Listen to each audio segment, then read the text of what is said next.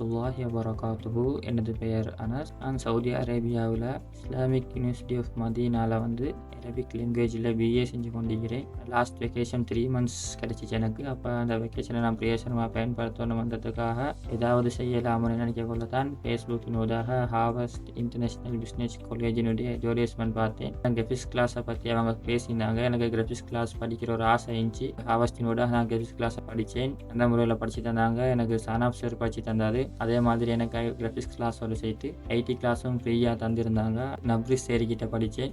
நல்லா படித்து தந்தாங்க. எந்த ஒரு குறையும் இல்லை. நான் ஆரம்பத்தில் ஆன்லைன் கிளாஸஸ் எல்லாம் பெருசாக இன்ட்ரெஸ்ட் இல்லை. எப்படி படித்து தருவாங்களோ தெரியாது. ஆனாலும் இவங்க நல்ல முறையில் படித்து தந்தாங்க. டவுட்ஸ் எல்லாம் கிளியர் பண்ணாங்க.